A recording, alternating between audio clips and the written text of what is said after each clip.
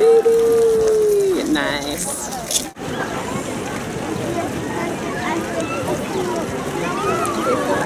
That's nice. Yeah. I like these flowers. Yeah, they're Geraniums? Oh, thank God. I used to have some of these. Yeah, same. Then they died. Hey, Charlotte Gary. Oh, hey. I didn't see you there, Phoebe. Oh my god. Just kidding. I'm gonna put my glasses Oh, I back just on. rubbed off like half of my eyeshadow. Oh, that's rough. That was one project wasted. What is art? Art? I think that art shouldn't have a function other than being art, which is, you know, my opinion. I think that architecture is architecture, and I think that, you know, little cabinets that are really beautifully made are really beautifully made cabinets and not art. But I feel like paintings and sculptures, I think they're art. What do you feel about conceptual art, modern art? I think it's terrible. In general, there's some conceptual art that I like and I think is interesting, but I think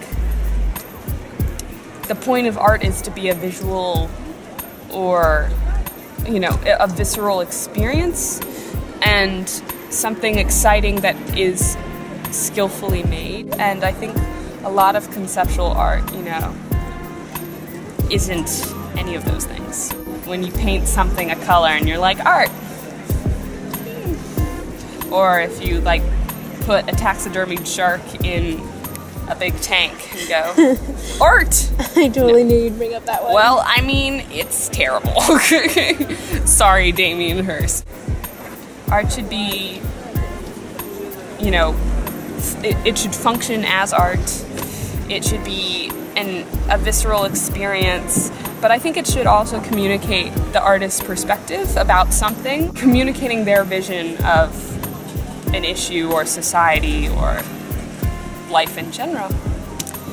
So, artists, remember that. Switch places. Yeah. What is art in your opinion? I'm a little less of a purist than you. Well, okay, So- you can express your opinion. So. I'm kind of hippy-dippy about this, and that anything could be art if you like place it as art and if you designate it as art. Like, for example, good old buddy Duchamp's bottle rack. That technically kind of isn't art because it's an industrially created, mass-produced bottle rack.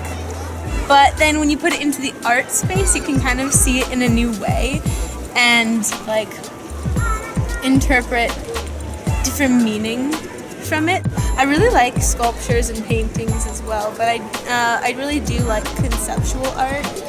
I like some modern art. I'm gonna diss the shark again. Damien Hirst. screwed up. I'm sorry. I think that art that makes you think is what I like most. I also like art that you can kind of create an interior monologue for in your own head. Like in Watson and the Shark, one of my favorite paintings ever.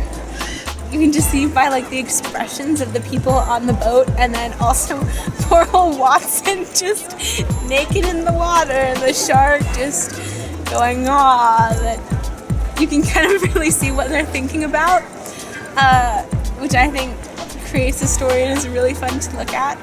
So, like, you can imagine what they're thinking and imagine what's going on? Yeah. Okay, I got it. Yeah.